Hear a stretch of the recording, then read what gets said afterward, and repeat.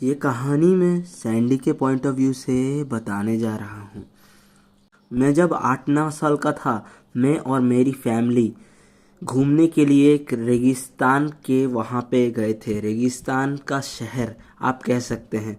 वहाँ पे बहुत ही ज़्यादा रेत भरी हुई थी और हम लोग गाड़ी से उतर के एक ब्रिज को क्रॉस कर रहे थे और मेरी मम्मी ने कहा था कि मुझे डायनासोर दिखाएंगी, लेकिन जब मैंने ब्रिज के नीचे देखा तो मैं दंग रह गया। मुझे एक इंसानी रूपी जानवर देखने को मिला। उसके पैर तो कुत्ते की तरह थे और शरीर इंसानों की तरह था।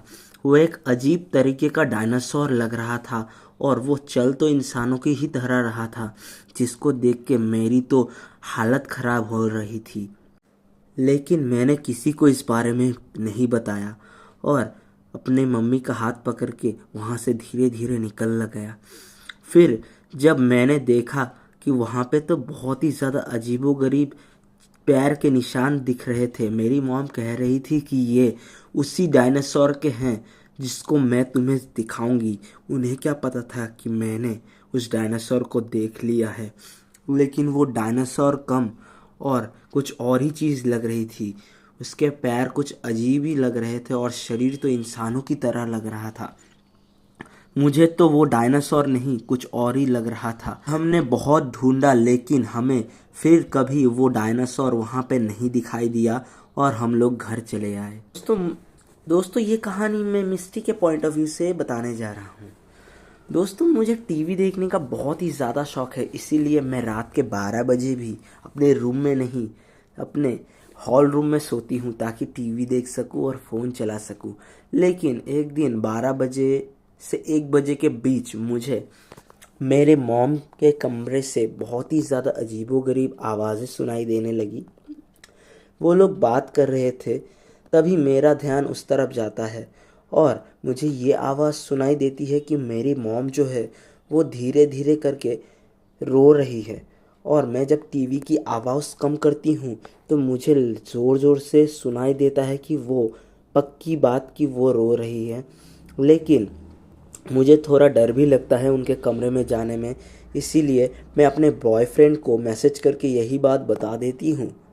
लेकिन मुझे उधर जाने की हिम्मत भी नहीं हो रही थी कि मैं उनके रूम में घुस जाऊं। लेकिन मैं फिर भी घुसती हूँ तो देखती हूँ कि मॉम आराम से सो रही होती है और वहाँ पे कोई भी नहीं रो रहा होता है।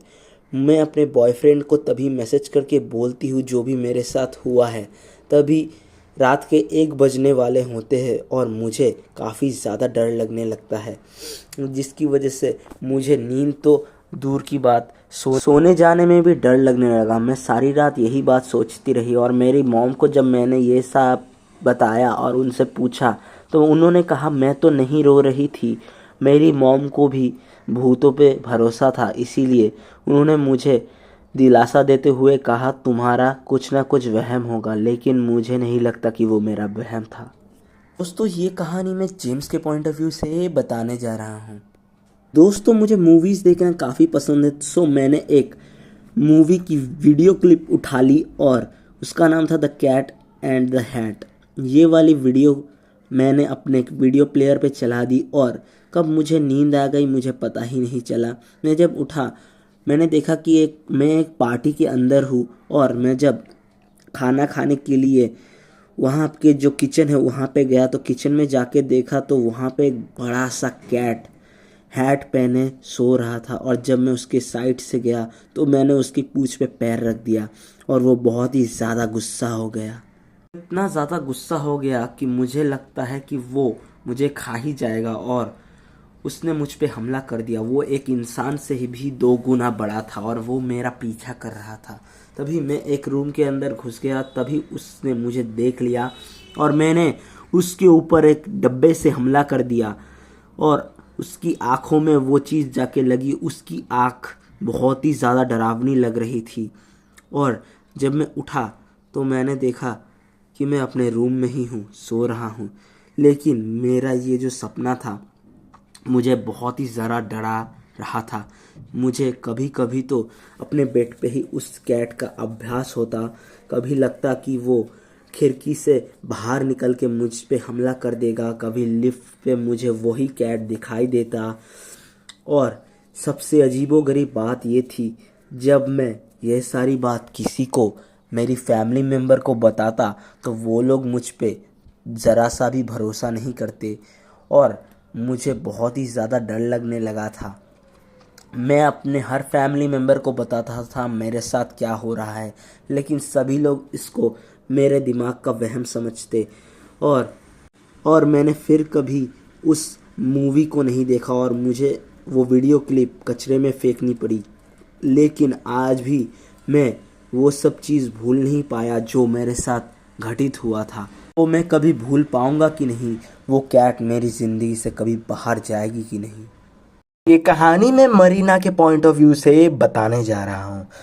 दोस्तों, मेरा नाम है मरीना और मेरा एक बॉयफ्रेंड है जिसका नाम है ब्राउन। और ये थोड़ा पागल टाइप का लगता है मुझे। मैं कभी कभी इसको कुछ अजीब अजीब चीज़ें करने के लिए भी बोल देती हूँ, लेकिन बाद में मुझे रिग्रेट होता है और वो वैसा ही करता है। मैंने उससे कहा था कि मेरा बॉस मुझे बहुत परेशान करता है और मुझे उसके पिछवाड़े पे लात मारने का मन करता है। तभी एक दिन बाद ही मेरे बॉस का कॉल आता है और बोलते हैं कि मुझे बहुत चोट लगी है और मैं काम पे नहीं आ सकता। और मेरे बॉयफ्रेंड मुझे बताता है कि तुम्हारी इच्छा मैंने पूरी कर दी, तुम्हें कैसा लगा? फिर मैंने उसे डांटा कि तुमने ऐसा क्यों किया उनके साथ। फिर मैं उससे डरने लगी और उससे धीरे धीरे दूर भागने लगी। और फिर हम दोनों एक मॉल में गए। वहाँ पे मुझे एक बैग पसंद आया जो सच में काफ़ी ज़्यादा एक्सपेंसिव था, लेकिन उसने कहने लगा कि मैं तुम्हें ये ज़रूर गिफ्ट करूँगा। और मैं कुछ दिन बाद देखी कि वो मुझे वही बैग लेके आया है और वो मुझे वही बैग गिफ्ट कर रहा है। मैंने पूछा तुम्हारे पास इतने पैसे कहाँ से आए? तो उसने कहा कि मैं ये अपनी मेहनत से लाया हूँ, लेकिन असल में उसने की थी चोरी, जो मुझे बाद में पता लगी। और उसने भी बताया कि तुम्हें तो सिर्फ गिफ्ट से मतलब है ना। आखिरकार मुझे ये पता चल ही गया कि वो एक साइको है। और मैं जब उससे ब्रेकअप कर रही थी, वो कह रहा था कि मैं तुम्हें कभी नहीं छोड़ूंगा और हंस रहा था। फिर वो जब मुझे मनाने लगा तब मैंने कहा कि आज से हमारा ब्रेकअप। फिर वो जल्दी से जल्दी भाग गया और कहा कि मैं तुमसे बदला लेने ज़रूर आऊँगा। और ये बोल के वो वहाँ से निकल गया। ठीक रात के 12 बजे उसी दिन वो मेरी खिड़की के सामने आता है और बताता है कि मैं एक डॉग को लेके आया हूँ। ये जब तक तुम्हारा फेस को काट नहीं लेता, मुझे तुम्हारा फेस याद आता रहेगा और मैं तुम्हें भूल नहीं पाऊँगा। तो आओ इस डॉग से अपना फेस को कटवा लो। फिर मैं पुलिस को कॉल करके उससे पुलिस के हवाले कर देती हूँ और उसको उम्र कैद की सज़ा भी हो जाती है। और फिर एक दिन वो मुझे मैसेज करता है कि मैं तुम्हें नहीं भूला हूँ, मैं आ रहा हूँ तुमको। एक कहानी मैं मैक्सी के पॉइंट ऑफ व्यू से बताने जा रहा हूँ। ये उस दिन की बात है जब मैं और मेरे दोस्त मेरी दादी के घर में पूर्णिमा की रात अपने बैल्कनी में लेटे हुए थे और चांद की तरफ देख के बातें भी कर रहे थे। तभी हमें एक चमगादड़ जैसी चीज़ दिखाई देती है। वो देखने में तो इंसान की ही तरह थी, लेकिन उसके हाथ चमगादड़ की तरह थे और वो उड़ भी रहा था, लेकिन उसके शरीर बिल्कुल इंसानों की तरह थी और आंखें पूरी की पूरी ग्रीन कलर की थी, जिसको देख के हम लोग डर के भागने लगे और घर में जाके हम लोग बैठ गए कि वो असल में था क्या, एक बड़ा चमगादड़, जिसको देखने के बाद हमारी रातों की नींद उड़ चुकी थी और हम में इतनी हिम्मत नहीं थी कि फिर से बैल्कनी में जाके देखे। हमारी एक दोस्त मेरी का जूता बैल्कनी में ही रह गया था और जब हम उसको लाने के लिए बैल्कनी की तरफ बढ़ने लगे तो वो चीज़ धीरे धीरे दूर जाने लगी और हम धीरे धीरे शांत होने लगे, लेकिन आज तक हमें समझ नहीं आया कि वो था क्या।